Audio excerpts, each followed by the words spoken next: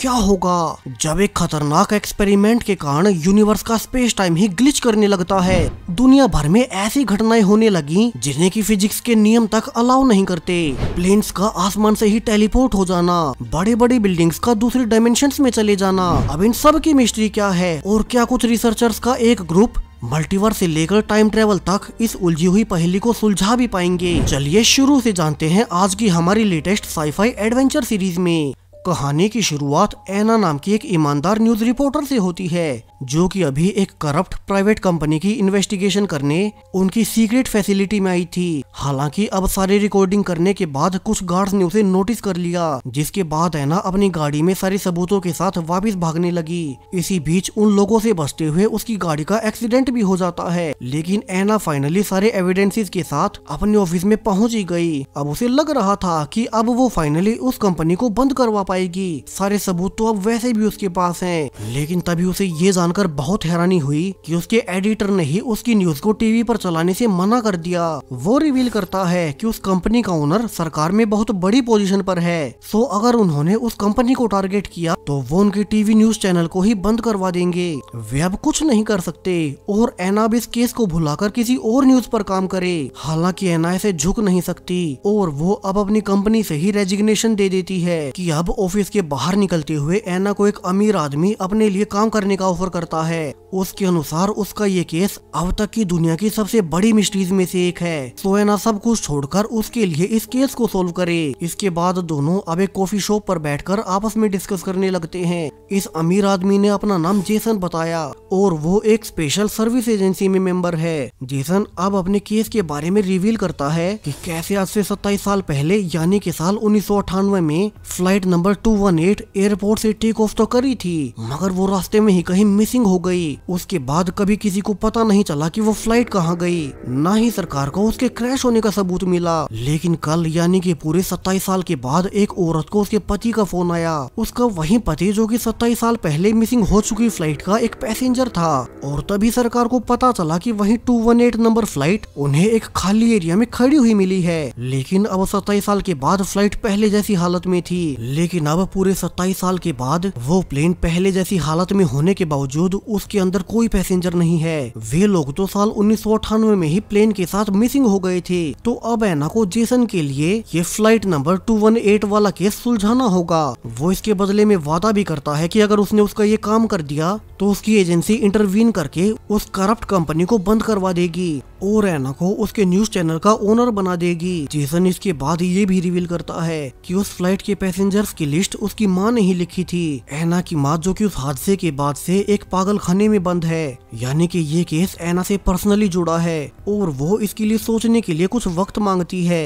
एना अब घर जाकर इसी फ्लाइट की सारी न्यूज पढ़ने लगी। जैसे लोगों ने अलग अलग थ्योरीज दी। किसी के अनुसार फ्लाइट को किन्हीं एलियंस ने अबडक्ट कर लिया होगा, तो किसी के अनुसार वो प्लेन टाइम ट्रेवल कर गया। एना अब अपनी माँ से मिलने उसके हॉस्पिटल में गई, लेकिन वो पिछले 27 सालों की तरह आज भी किसी भी बात का जवाब नहीं देती। वो तो लगातार एक खास सिंबल बनाए जा रही थी, सेम वही सिंबल जो कि 1998 वाली फ्लाइट के पेपर्स पर भी था। यानी कि तब कुछ तो ऐसा हुआ था जिसने कि उसकी माँ की जिंदगी बदल दी। सो एना अब जेसन के पास फोन कर इस केस पर काम करने के लिए हाँ कह देती है, लेकिन इसके बदले में उसे इस केस को सोल्व करने के लिए अपनी 2 और लोगों की टीम चाहिए जो कि उसके दोस्त होंगे। एना अब सबसे पहले सैम के पास गई, जो कि पहले भी उसके साथ इन्वेस्टिगेटिव जर्नलिज्म कर चुका है। इसके बाद वो अपने दूसरे दोस्त विकी के पास गई, जो कि एक यूनिवर्सिटी में प्रोफेसर होने के साथ साथ क्वांटम फिजिक्स में बड़ा रिसर्चर रह चुका है, और चूंकि उस फ्लाइट इंसिडेंट में साइंस इन्वॉल्व हो सकती है तो प्रोफेसर विकी उसके बहुत काम आएगा। सो एना और सैम अब दोनों एक साथ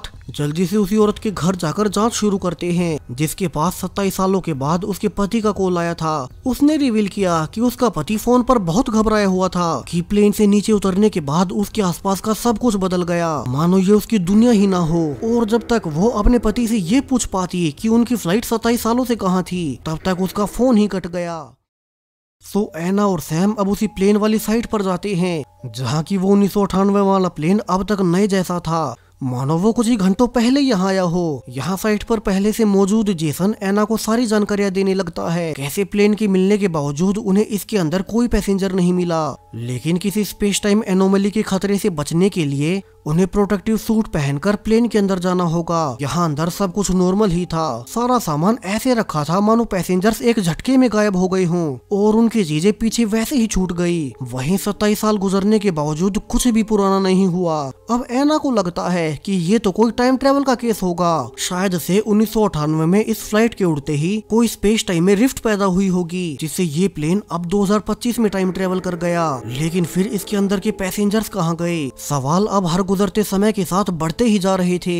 ऐना अब पैसेंजर्स की लिस्ट से लेकर सीट्स तक सब कुछ शुरू से जांचने लगती है और उसे एक जानकारी हाथ लगी। कैसे प्लेन के पीछे वाली 5 सीट्स पर सामान तो वैसे का वैसे मिला, लेकिन वे 5 पैसेंजर्स उस प्लेन में नहीं थे। ये सब इन डॉक्यूमेंट्स में भी टिक किया गया है। सो ऐना अब उन्हीं 5 पैसेंजर्स के बारे में जानकारी निकालने के लिए फ्लाइट कंपनी के आर्काइव रूम में जाती है, क्योंकि उस वक्त तक सारे रिकॉर्ड्स हाथ से ही डॉक्यूमेंट किए जाते थे। जल्दी ऐना को वे 5 नाम मिल भी गए, तो अब उन्हें उन 5 लोगों की जानकारी निकालनी होगी। वही जेसन ने उन्हें अब तक प्लेन के कॉकपिट से पायलट्स की रिकॉर्डिंग भी भेज दी, जो कि थोड़ी बहुत रिकॉर्डिंग वे अब तक रिकवर कर पाए हैं, क्योंकि इतनी दिनों बाद मिलने से प्लेन का डेटा करप्ट हो गया। सो उनके इंजीनियर्स द्वारा इस डेटा को आराम से रिकवर किया जा रहा है। यहाँ शुरू में उन्हें सिर्फ कुछ ही लाइन सुनने मिली, जिसमें कि प्लेन उड़ने के 25 मिनट के बाद ही पायलट ने रिपोर्ट की कि अचानक से सामने का मौसम खराब हो गया, जिससे कि प्लेन में बहुत तेज टर्बुलेंसेस आने लगी। लेकिन अब रिकॉर्ड के हिसाब से एयर ट्रैफिक को साल 1998 में ऐसा कोई भी तूफान नजर नहीं आया। और फिर रिकॉर्डिंग में सिर्फ यही सुनाई दिया कि पायलट पैसेंजर्स को सावधान रहने को कह रहा था, क्योंकि उनके प्लेन के सामने कुछ तो मिस्टीरियस आ गया। और यहीं पर रिकॉर्डिंग खत्म हो गई, यानी कि उन्हें आगे के रिकॉर्डिंग सुनने के लिए डेटा के रिकवर होने का इंतजार करना होगा। और इस थोड़ी बहुत ऑडियो से तो ये केस और ज्यादा उलझ गया, यानी कि उस रात प्लेन में जरूर कुछ बड़ा हुआ था। ऐना अब उन्हीं 5 पैसेंजर्स की लिस्ट पर ध्यान लगाती है, जिनमें कि एक मेंबर एक फिजिक्स टीचर थी, दूसरा आदमी एक बहुत पुराने ट्राइब का चीफ है, तीसरा आदमी एक साइकोलॉजी एक्सपर्ट था, वहीं चौथा आदमी एक एक्स मिलिट्री सोल्जर रहा है, और आखिर में 5वां पैसेंजर लिवाई नाम का एक फिजिसिस्ट निकला, जो कि अल्टरनेट डायमेंशंस और स्पेस टाइम पर रिसर्च किया करता है। लेकिन अभी तो उसे उसकी हिप्नोटिक एबिलिटीज के चलते एक फैसिलिटी में डॉक्टर की निगरानी में बंद किया गया है। अब जेसन ने रिवील किया कि 5 पैसेंजर्स अजीब कारणों से प्लेन में चढ़े तो थे, मगर प्लेन के मिसिंग होने के बाद वे 5 पैसेंजर्स गार्ड्स को एयरपोर्ट पर ही बेहोश मिले। वही उन 5 को भी याद नहीं था कि वे प्लेन में चढ़ने के बावजूद वापस एयरपोर्ट पर कैसे आ गए। सो उन्हें पहले 5वें पैसेंजर लिवाई से ही बातचीत शुरू करनी चाहिए, क्योंकि वो एक वैज्ञानिक है और खतरनाक एक्सपेरिमेंट्स किया करता है। ऐना और जेसन अब उसी फैसिलिटी में गए जहाँ की डॉक्टर्स उन्हें सावधान करते हैं कि पता नहीं कैसे मगर लिवाई लोगों को हिप्नोटाइज कर लेता है, जिस कारण उसके हिप्नोटिज्म में आकर 8 लोगों ने अपनी ही जान ले ली। सो वे लिवाई से ध्यान से मिले। वहीं दूसरी ओर लिवाई, जैसे कि डॉक्टर्स यहीं ला रहे थे, अब वो होश में आ जाता है। उसने तभी डॉक्टर्स को हिप्नोटाइज कर लिया, जिसके बाद वो खुद ही गेट पर आकर ऐना को अपने साथ चलने को कहता है।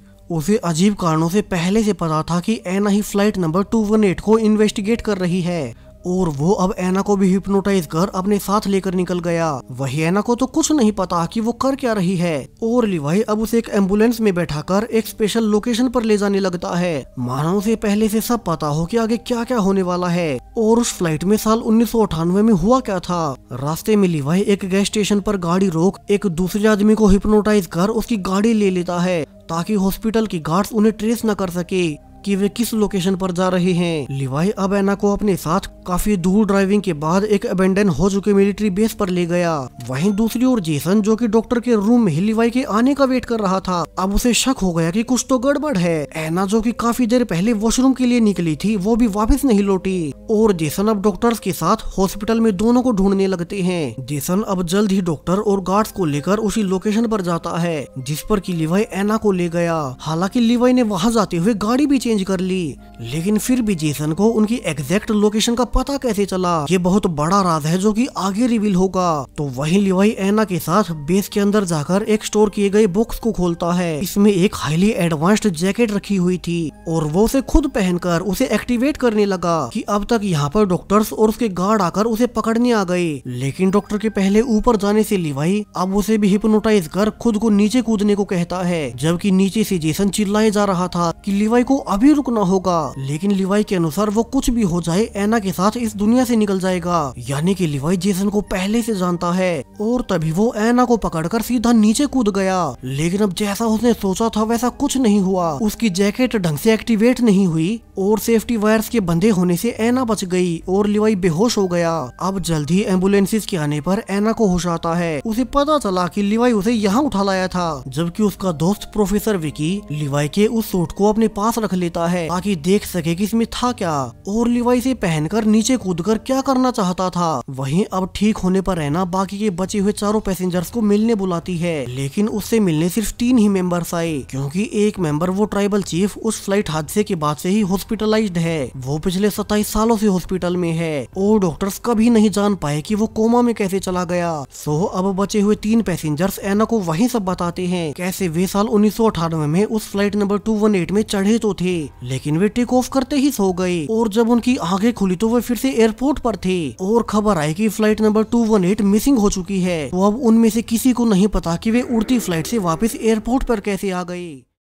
दूसरी ओर लैब में विकी लिवाई की जैकेट को एनालाइज करते हुए ये देखकर हैरान रह गया कि इस जैकेट में बहुत ही एडवांस्ड टेक्नोलॉजी लगी हुई थी। ऐसी टेक्नोलॉजी उसने आज से पहले कभी नहीं देखी। सिर्फ इतनी छोटी सी चिप्स में अनगिनत पावर प्लांट्स जितनी एनर्जी। अब विकी के अनुसार ये टेक्नोलॉजी कैसे भी करके इस दुनिया की नहीं हो सकती। वही सैम जो कि प्लेन की रिकॉर्डिंग को रिकवर कर रहा था, उसे अगली लाइन सुनाई दी और वो घबराकर एना को जेसन से सावधान रहने को कहता है, क्योंकि उसके अनुसार उसने फ्लाइट की रिकॉर्डिंग में जेसन की आवाज सुनी। यानी कि जेसन भी साल 1998 में उसी फ्लाइट नंबर 218 में मौजूद था, जो कि अब उनके पास आकर इसी केस को सोल्व करने को कह रहा है। एना ये सब सोच ही रही थी कि जेसन फिर उस फ्लाइट से बच कैसे गया कि अब पूरी ही लैब में एक तेज वाइब्रेशन होने लगी, जिससे कि एक एक कर सभी लोग नीचे गिरने लगते हैं। इंसानी शरीर ऐसी आवाजों को सहन नहीं कर सकते। तभी तड़पते हुए एना को जेसन अपनी ओर आते हुए नजर आया और सरप्राइजिंगली उस पर इन आवाजों का कोई असर नहीं हो रहा था।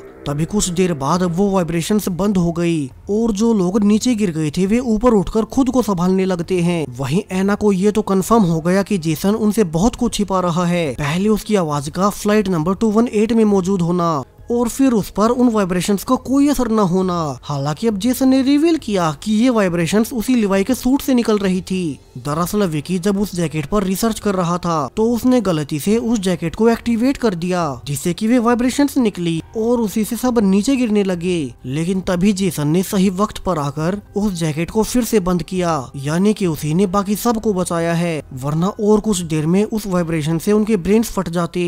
अब उसकी आवाज प्लेन में होने के बारे में जेसन उन्हें शुरू से बताने लगता है, कैसे उस फ्लाइट नंबर 218 में वो अपनी पत्नी और अपने बेटे के साथ ट्रेवल करने वाला था, लेकिन बिल्कुल आखिरी वक्त पर उसे एक मीटिंग में शामिल होने के लिए वो फ्लाइट छोड़नी पड़ी, जिसके बाद उस फ्लाइट में उसकी पत्नी और उसका बेटा ही गए। वो इसका सबूत देने के लिए उस मीटिंग में शामिल 50 लोगों की गवाही भी दिखाता है कि वो तो कभी उस फ्लाइट में बोर्ड किया ही नहीं था। और अब उसे भी ये जानकर हैरानी हो रही है कि अगर वो उस फ्लाइट में था ही नहीं तो फ्लाइट की मिसिंग होने से पहले उसकी आवाज प्लेन में कैसे पहुंची। जेसन अब पास्ट के बारे में आगे बताता है कि इसलिए वो पिछले 27 सालों से इसी फ्लाइट की मिस्ट्री को सुलझाना चाहता था, क्योंकि उसे उम्मीद थी कि उसमें बैठे सारे पैसेंजर्स अभी तक जिंदा होंगे और वो अपनी पत्नी और बेटे से फिर से मिल पाएगा। लेकिन जब 27 साल की तलाश के बाद भी उसे कोई सबूत नहीं मिला कि वे लोग कहाँ गए तो उसकी उम्मीद टूटने लगी। लेकिन जब उसे अचानक से पता चला कि वो प्लेन सरकार को मिल गया है, लेकिन अब उसमें कोई पैसेंजर नहीं, तो उसकी उम्मीदें फिर से जागी कि फिर तो वे पैसेंजर्स भी कहीं न कहीं सेफ ही होंगे। और उसने एना की एबिलिटीज को देखते हुए उसे हायर कर लिया ताकि वो इस फ्लाइट की मिस्ट्री को सुलझाकर उसकी पत्नी और बेटे को ढूंढने में मदद करे। अब एना और उसके दोनों साथी समझ जाते हैं कि जेसन झूठ नहीं बोल रहा। इस फ्लाइट की मिस्ट्री जेसन के लिए भी बहुत पर्सनल है। वो खुद भी अपनी पत्नी और बेटे के लिए इससे जुड़ा था, सेम जैसे कि एना अपनी माँ के जरिए इस केस से जुड़ी है। और उनका कॉमन लिंक अभी के लिए तो वो हाईटेक जैकेट ही थी जो कि उन्हें लिवाई से मिली। वहीं लिवाई अभी तक बेहोश है, सो वे उससे भी कुछ नहीं पूछ सकते कि ये जैकेट काम कैसे करती है और इसमें ये एडवांस्ड टेक्नोलॉजी कहाँ से आई। तो प्रोफेसर विकी अब यहाँ से जैकेट की टेक्नोलॉजी पर अपनी ओर से रिसर्च करने लगता है। तब तक एना उस लोकेशन को निकाल लेती है जिसके ऊपर से फ्लाई करते हुए वो फ्लाइट नंबर 218 अचानक से रेडार से गायब हो गई थी। अब विकी उस लोकेशन के लिए अपने एक सीनियर प्रोफेसर जोनाथन को भी मदद के लिए बुला लेता है और वे प्रोफेसर जोनाथन के साथ अब उसी लोकेशन की ओर निकल पड़े। उनकी रास्ते में जंगल में गाड़ी खराब भी हो गई, तो जेसन ने उनके लिए हेलीकॉप्टर भेज दिया और वे देखते हैं कि इस लोकेशन पर तो एक गहरी खाई बनी हुई थी। यहाँ प्रोफेसर जोनाथन अब ऊपर रहकर विकी और सैम को नीचे जांच करने भेजता है। दोनों ने नीचे जाकर देखा कि यहाँ तो वैसे तो कुछ खास नहीं था, जिसे कि ऊपर उड़ रही फ्लाइट्स पर असर पड़े, लेकिन यहाँ इस खाई में एंशिएंट टाइम की क्रेविंग्स बनी हुई थी, जो कि हजारों साल पहले एंशिएंट इंसानों ने बनाई होगी। सो विकी अब अपने इंस्ट्रूमेंट से इस खाई का डेटा लेने लगता है कि कहीं इसकी मैग्नेटिक फील्ड का ऊपर तो कोई प्रभाव न पड़ रहा हो। वैसे भी फ्लाइट 218 की मिसिंग होने के बाद से ही सरकार ने प्लेन्स को इस दिशा में उड़ने से बैन कर दिया। तो उसके बाद तो कोई फ्लाइट यहाँ से उड़ी भी नहीं है। नीचे दोनों ने नोटिस भी किया कि यहाँ कई बार ऐसे ही मैग्नेटिक फ्लेयर गुजरती रहती हैं, लेकिन ऐसा होना नॉर्मल नहीं। वही एना लिवाई पर रिसर्च कर रही थी और उसे पता चला कि कैसे लिवाई पिछले कई सालों से अल्टरनेट डायमेंशंस खोजने पर रिसर्च कर रहा था। उसे पूरा यकीन था कि मल्टीवर्स रियल में एग्जिस्ट करता है। फिर क्या उसने वो जैकेट किसी दूसरे पैरेलल यूनिवर्स में जाने के लिए बनाई होगी? एना यही खोज करने लगती है। उसे इसी बीच लिवाई के रिसर्च पेपर से एक प्रोजेक्ट प्रोमीथियस का नाम भी मिला और ऐसा लग रहा था कि ये प्रोजेक्ट उसके लिए बहुत इम्पोर्टेंट था। वो पिछले 27 सालों से, यानी कि उस फ्लाइट के मिसिंग होने के बाद से ही इस प्रोजेक्ट प्रोमीथियस पर काम कर रहा था, जब तक कि उसे उन 8 लोगों की मौत के बाद पकड़ नहीं लिया गया। यहाँ अब इस प्रोजेक्ट प्रोमीथियस का नाम सुनकर जेसन भी हैरान रह गया और वो एना को इस नाम का पूरा इतिहास रिवील करता है। कैसे जब सोवियत यूनियन और अमेरिका के बीच जब कोल्ड वॉर चल रहा था, तब सोवियत यूनियन ने यूनिवर्स को और ज्यादा समझने के लिए स्पेस और टाइम पर रिसर्च के लिए इस प्रोजेक्ट प्रोमीथियस को शुरू किया था। लेकिन सोवियत यूनियन के टूटने के बाद लिवाई ही इस प्रोजेक्ट को आगे बढ़ाने लगा।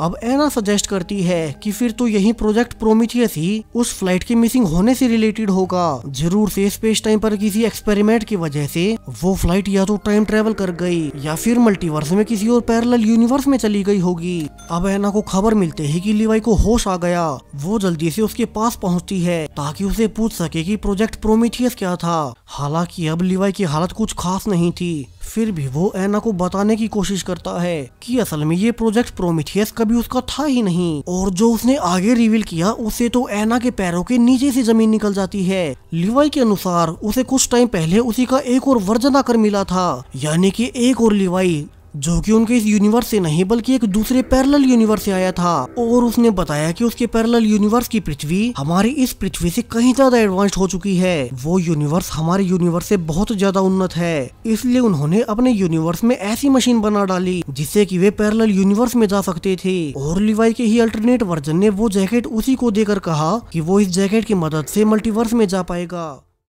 उसी ने उसे एना को वहां लाने को कहा था, मानो कि उसे भविष्य का पहले से पता हो। इसलिए ही कुछ दिन पहले लिवाई एना को अपने साथ वो जैकेट पहनाकर नीचे कूद गया, जैसा कि उसे उसके दूसरे वर्जन ने करने को कहा था। मगर किसी टेक्निकल इशू की वजह से जब वो जैकेट काम नहीं करी और दोनों इसी यूनिवर्स में रह गए। वहीं वो फ्लाइट 218 जिस जगह से गायब हुई उसके ठीक नीचे सोवियत टाइम की एक सीक्रेट एक्सपेरिमेंट फैसिलिटी बनी हुई है, और उसी में किसी एक्सपेरिमेंट की वजह से 27 साल पहले वो हादसा हुआ। लेकिन इसके पीछे कौन है ये सब लिवाई को भी नहीं पता, क्योंकि उसे बस उसके दूसरे वर्जन ने इतना ही बताया था। यानी कि लिवाई तो सिर्फ इस बड़े खेल का एक छोटा सा मोहरा भर है और उस हादसे के पीछे की मिस्ट्री बहुत बड़ी होगी। अब एना को वापिस आकर जेसन से पता चलता है कि जिस जगह के बारे में लिवाई ने उसे बताया था, अब उसे एक प्राइवेट कंपनी ने 30 साल पहले से ही एक्वायर कर लिया था। वो एक प्राइवेट परफ्यूम कंपनी है, सो उन्हें उस सोवियत टाइम की फैसिलिटी को ढूंढने के लिए उनसे परमिशन लेनी होगी, क्योंकि उनके सारे सवालों के जवाब उसी फैसिलिटी में बंद हैं। वहीं अब तक विकी और जोनाथन दोनों रिसर्चर्स ने उस लिवाई वाली जैकेट को समझने में एक सफलता हासिल कर ली। वे दोनों इस जैकेट में मौजूद इतनी सारी एनर्जी को कुछ हद तक इस्तेमाल करने में कामयाब हो गए, और उन्हें पता चला कि इस जैकेट में नेगेटिव एनर्जी होने से ये स्पेस टाइम के बीच पोर्टल खोल सकती है। हालांकि अभी उनके यूनिवर्स में इतने अच्छे इक्विपमेंट मौजूद न होने से वे इस जैकेट की पूरी एनर्जी का इस्तेमाल नहीं कर सकते, सो उन्हें इसे एक बॉक्स से कनेक्ट करना पड़ा ताकि वे काफी छोटे लेवल पर इसकी एनर्जी का इस्तेमाल कर सके। अब उन्होंने बॉक्स में एक चाबी को रखकर इसकी एनर्जी शुरू की और वो चाबी सरप्राइजिंगली बॉक्स से गायब हो जाती है। यानी कि जिस यूनिवर्स में ये जैकेट बनी थी वो चाबी भी उसी यूनिवर्स में चली गई। अब दोनों खुश थे कि उन्हें छोटी ही सही मगर कुछ तो सफलता हाथ लगी। जल्द ही वे ये भी भी समझ गए कि वे बॉक्स में मौजूद दो चीजों में से किसी एक को चुनकर पैरेलल यूनिवर्स में भेज सकते हैं। और उन्हें समझ आ गया कि इसलिए ही वो प्लेन उन्हें खाली मिला था, क्योंकि तब किसी ने इस एक्सपेरिमेंट को इस तरह से प्रोग्राम किया कि एक बार पोर्टल खुलने के बाद सिर्फ जीवित प्राणी ही टेलीपोर्ट हो जाएंगे और निर्जीव वस्तुएं यहीं रह जाएंगी। अब सबको उम्मीद मिली कि फिर तो फ्लाइट नंबर 218 के सभी पैसेंजर्स अभी तक जीवित होंगे और वे किसी पैरेलल यूनिवर्स में चले गए। लेकिन सवाल अब भी वही था कि फ्लाइट तो 27 साल पहले मिसिंग हुई थी, तो वो अब वापस क्यों आ गई, और वो भी बिना पैसेंजर्स के। और प्लेन की हालत के हिसाब से वो बिल्कुल नए जैसा है, जैसे कि उसके लिए तो कोई समय ही नहीं बीता। यानी कि यहाँ टाइम ट्रेवल भी इन्वॉल्व हो सकता है। दोनों ने अपनी ये थ्योरी एना के सामने प्रूव भी कर दी जब उन्होंने बॉक्स में एक चूहा और उसके साथ एक निर्जीव वस्तु, एक फोन रख दिया। और अब उनके मशीन के शुरू करने पर सिर्फ वो चूहा ही दूसरे यूनिवर्स में टेलीपोर्ट हो गया, वो साथ वाला मोबाइल नहीं। वहीं अब तक जेसन ने भी अच्छी खबर दी कि कैसे उसने ऑर्डर्स ले लिए हैं और वे उसी लोकेशन पर मौजूद उस परफ्यूम कंपनी की तलाशी ले सकेंगे जहां की लिवाई के अनुसार वो सोवियत टाइम की पुरानी फैसिलिटी है। अब जेसन और एना जल्दी से देखने जाते हैं, जबकि बाहर से पूरी कंपनी में सब कुछ नॉर्मल ही लग रहा था। लेकिन एना को अंदर ही अंदर शक होता है कि कैसे यहाँ के एम्प्लॉइज जानबूझकर उनसे कुछ न कुछ तो जरूर से छिपा रहे हैं। और ऐसा था भी। जब वे बेसमेंट में 3 फ्लोर नीचे पहुंच गए तो यहाँ एक ऐसा बहुत बड़ा एरिया था जिसमें कि किसी का भी जाना मना है। और अब कंपनी का मैनेजर जेसन और एना को भी वहाँ नहीं जाने देता, ये कहकर कि वहाँ कंपनी की एक सीक्रेट रेसिपी है और कानून के अनुसार वो दोनों को वहाँ नहीं ले जा सकता। दरअसल इस रिस्ट्रिक्टेड एरिया के ही अंदर एक बहुत बड़ी लैब बनी हुई है जिसमें कि बहुत से वैज्ञानिक एक्सपेरिमेंट्स भी कर रहे थे। यानी कि सब कुछ यहीं से शुरू हुआ। इस कंपनी की आड़ में यहाँ का ओनर इस सोवियत टाइम की लैब में स्पेस टाइम पर बहुत खतरनाक एक्सपेरिमेंट्स कर रहा है, और वो भी अभी से नहीं बल्कि पिछले 30 सालों से। यानी कि स्पेस टाइम पर रिसर्च सोवियत यूनियन के टूटने के बावजूद कभी रुकी ही नहीं। एना और जेसन जिन्हें की वो लैब दिखाई नहीं दी, उन्हें भी शक हो गया कि ये पूरी ही कंपनी उस लैब को छिपाने के लिए कवर के रूप में बनाई गई है। उनकी रिसर्च के हिसाब से इस कंपनी के प्रोडक्ट ज्यादा बिकते भी नहीं, तो कोई कंपनी भला नुकसान में रहने के बावजूद पिछले 30 सालों से कैसे कंटिन्यूअसली चलती रह सकती है। लेकिन एना अब इस इन्वेस्टिगेशन को और आगे बढ़ा पाती कि उसके पहले ही उसे खबर मिली कि जिस हॉस्पिटल में उसकी माँ बंद थी उसमें अचानक से आग लग गई है। एना अब जल्दी से सब कुछ छोड़कर एक फ्लाइट लेकर अपनी माँ से मिलने पहुंची। फॉर्चुनेटली उन्हें ज्यादा चोट नहीं आई, वे सेफ थी। लेकिन एना को समझ आ गया कि ये आग नॉर्मल नहीं हो सकती, और उसका शक सही भी निकला जब उन्हें एक सीसीटीवी फुटेज से पता चला कि कुछ मास्क वाले लोगों ने जानबूझकर उसकी माँ वाले हॉस्पिटल में आग लगा दी थी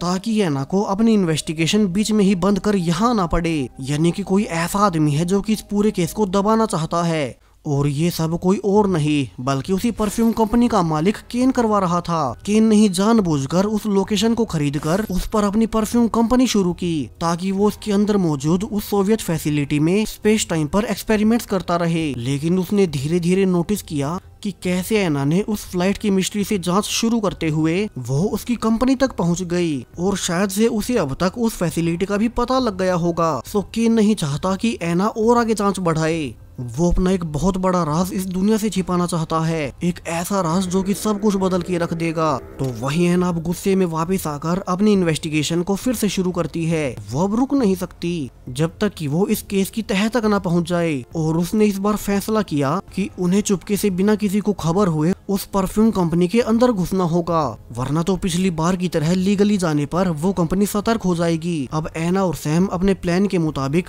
वर्कर्स होने का नाटक कर उस कंपनी की बस में चढ़ गए, जहाँ की आखिर में एना ने जानबूझकर बस के पीछे वाले हिस्से में आग भी लगा दी ताकि सारे गार्ड्स उसे बुझाने जाए और वे दोनों कंपनी के अंदर घुस सकें। उनका प्लान सही से काम भी करता है, और एना अब सैम को अपने साथ बेसमेंट में नीचे ले जाने लगती है, जहाँ की 3-4 फ्लोर नीचे जाने पर उन्हें अंदर जाने से रोक दिया गया था। सो दोनों अब ज्यादा जानकारी जुटाने के लिए अलग अलग होकर ज्यादा एरिया कवर करने लगते हैं, और फाइनली एना को बहुत ज्यादा नीचे आकर वो सोवियत टाइम की सीक्रेट फैसिलिटी मिल ही गई। इतना ही नहीं, वो तो पूरी तरह से वर्किंग निकली, जहाँ की बहुत सारे वैज्ञानिक एक जायंट मशीन से वहाँ लगातार एक्सपेरिमेंट्स कर रहे थे। एना अब सब कुछ अपने फोन में रिकॉर्ड करने लगती है कि तभी उसे गार्ड ने नोटिस कर लिया और वे उसे बंधक बना लेते हैं, क्योंकि वो उनका राज जान चुकी थी। वहीं पीछे से सैम ने सब कुछ देख लिया और वो भागकर जेसन के पास जाता है। यहाँ उन सब को पता था कि वे वारंट के आने तक इंतजार नहीं कर सकते। तो जेसन अब अपने कुछ साथियों के साथ गन लेकर उसी कंपनी में घुसता है जहाँ की गार्ड्स ने एना को पकड़ रखा था। कि इसी बीच अब कंपनी का मैनेजर आकर सबको शांत करता है और वो एना, सैम और जेसन तीनों से अकेले में मिलता है। यहाँ उसने उन तीनों को धमकी दी कि चूंकि एना उनकी कंपनी में चोरी से घुसी थी तो कानूनन वे उसके साथ कुछ भी कर सकते हैं और एना के सबूतों को वे फेक बता देंगे या फिर ये कह देंगे कि ये मशीन उनके परफ्यूम बनाती है। तो वो उन्हें एक डील ऑफर करता है कि वो उन तीनों को अभी यहाँ से जाने देगा, मगर इसके बदले में उन सभी को उनकी इस कंपनी की उस सीक्रेट फैसिलिटी के बारे में बाहर किसी को नहीं बताना है। अब यहाँ पर जेसन के कनेक्शंस तक काम नहीं आते और उन्हें सारे सबूत डिलीट करके वापस आना पड़ता है। हालांकि अब लैब में वापस आकर विकी ने उन्हें एक अच्छी खबर दी कि अब तक वे इस जैकेट की एनर्जी का ज्यादा से ज्यादा इस्तेमाल कर पा रहे हैं। लेकिन सैम ने नोटिस किया कि जैसे ही उन्होंने एनर्जी बढ़ाई तो किसी वजह से उनकी लैब के पीछे वाली पूरी दीवार ही एक फ्लेयर के हिट होने से किसी दूसरे डायमेंशन में चली गई। विकी और जोनाथन भी समझ जाते हैं कि इस जैकेट की एनर्जी बहुत खतरनाक है और अगर इस एनर्जी का ज्यादा इस्तेमाल किया जाए तो इसे एक स्पेशल स्पेस टाइम रिफ्ट पैदा होती है जो कि एक फ्लेयर के रूप में निकलते हुए जिससे भी टकराए वो दूसरे डायमेंशन में चला जाता है। यानी कि वो फ्लाइट 218 भी शायद से ऐसे ही किसी रिफ्ट में आ गई होगी। वहीं अब तो उन्हें उस सीक्रेट फैसिलिटी का भी पता था जो कि ठीक उसी प्लेन वाली साइट के नीचे मौजूद है। यानी कि वहाँ भी ऐसे ही किसी मल्टीवर्सल एक्सपेरिमेंट के दौरान बहुत बड़ी रिफ्ट निकली होगी। वे समझ गए कि ये जैकेट तो इस एनर्जी का बहुत छोटा सोर्स है। एक पूरी फ्लाइट पर इफेक्ट डालने के लिए उस सीक्रेट लैब में इस जैकेट से कहीं गुना ज्यादा बड़ी मल्टीवर्सल टेक्नोलॉजी होगी। तभी उन्हें एक और खबर मिली कि इस बार फिर से एक फ्लेयर के हिट होने से एक पूरी बिल्डिंग ही आधी कटते हुए कहीं मिसिंग हो चुकी है। अब एना को याद आया कि वे जब उस फैसिलिटी में घुसे थे तब वैज्ञानिक लगातार कोई एक्सपेरिमेंट्स कर रहे थे। यानी कि इस बिल्डिंग के साथ भी वही हुआ होगा जो कि 27 साल पहले फ्लाइट नंबर 218 के साथ हुआ था। इन दोनों के पीछे वही सीक्रेट फैसिलिटी वाली लैब में होने वाले एक्सपेरिमेंट्स हैं। अब जेसन, एना और बाकी साथियों को एक ऑफिसर से पता चलता है कैसे कल अचानक से इस बिल्डिंग का आधा हिस्सा ही कहीं गायब हो गया। उसके अंदर 75 लोग मौजूद थे और वे भी मिसिंग है। यहाँ पुलिस को कुछ नहीं पता कि इस बिल्डिंग के साथ क्या हुआ, अचानक से ये कहाँ गायब हो गई और इसके अंदर मौजूद 75 लोग कहाँ गए। पुलिस के अनुसार जब ये घटना घटी तब सिर्फ एक ही औरत जाग रही थी और सब कुछ उसी की आंखों के सामने हुआ। तो जेसन और उसकी टीम अब उसी औरत से मिलने पहुंचते हैं। वे देखते हैं कि कैसे इस औरत का एक हाथ ही उस हादसे में गायब हो गया। अब ये कैसे हुआ, वो औरत सब कुछ शुरू से बताने लगती है। कैसे अचानक से कल के दिन सारे ही पशु पक्षी वहाँ से दूर भागने लगे और तभी अचानक से उसके सिर में दर्द भी होने लगा, मानो उनके आसपास की रियलिटी ग्लिच कर रही हो। और तभी एक व्हाइट लाइट की फ्लेयर उनकी बिल्डिंग को आधे से काटते हुए ऊपर निकल गई और इसी दौरान जब वो अपना फोन उठा रही थी तो उसका हाथ उस फ्लेयर की लाइन में आ गया और बाकी की बिल्डिंग के साथ साथ उसने पाया कि अब उसका हाथ भी मिसिंग है। यानी कि अगर उसके हाथ के बजाय वो आधी उस लाइट में होती तो वो मर भी सकती थी। यहाँ एना और उसकी टीम को हालांकि अंदर ही अंदर सब पता था कैसे उस फैसिलिटी में एक्सपेरिमेंट्स किए गए जिससे कि वहीं स्पेस टाइम को मैनिपुलेट करने वाली फ्लेयर निकली होगी और वो फ्लेयर इस बार इस बिल्डिंग से टकरा गई। पहले फ्लाइट का मिसिंग होना और अब उसका एक बहुत बड़ी बिल्डिंग से टकरा जाना। यानी कि उस फैसिलिटी में जो भी एक्सपेरिमेंट्स हो रहे हैं उनकी इंटेंसिटी लगातार बढ़ती ही जा रही है। लेकिन वे ऐसा करके क्या अचीव करना चाहते हैं, उस कंपनी के मालिक केन का इन एक्सपेरिमेंट्स के पीछे का मकसद क्या है, ये अभी तक किसी को नहीं पता। हालांकि एना को ये तो कंफर्म था कि फिर तो ये बिल्डिंग और इसके अंदर मौजूद 75 लोग भी उसी दूसरे पैरेलल यूनिवर्स में पहुंच गए होंगे। दूसरी ओर वहीं कंपनी का मालिक जेक अपनी असिस्टेंट से पता करता है कि कैसे उनका कल वाला एक्सपेरिमेंट भी फेल हो गया। वे हर बार मल्टीवर्स में पोर्टल खोलने की कोशिश तो करते हैं लेकिन हर बार वो पोर्टल अनस्टेबल होकर उनके काबू के बाहर हो जाता है। कल भी इसी वजह से एक पूरी बिल्डिंग ही मिसिंग हो गई।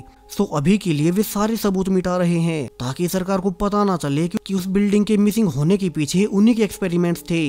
वैसे भी जेक के पास बहुत सारे पैसे और पावर है, इसी कारण वो अपने सारे सबूत मिटाता रहता है। हालांकि जेक आज बहुत गुस्से में था क्योंकि इतने ज्यादा संसाधन और पैसे खर्च करने के बावजूद वे ऐसे इक्विपमेंट क्यों नहीं बना पा रहे जो कि उस पैरेलल अर्थ वाली टेक्नोलॉजी की एनर्जी सह सके और वे मल्टीवर्स में जाने का एक स्टेबल पोर्टल बना सके। जेक को ये भी पता चल गया कि सिवाय कि वो जैकेट अभी एना के एक साथी विकी की लैब में मौजूद है। सो जेक ने फैसला किया कि वो उनकी लैब से उस जैकेट को भी चुरा लेगा ताकि वे उसकी फ्यूजन से कुछ नया कर पाएं और उनका प्लान कामयाब हो सके।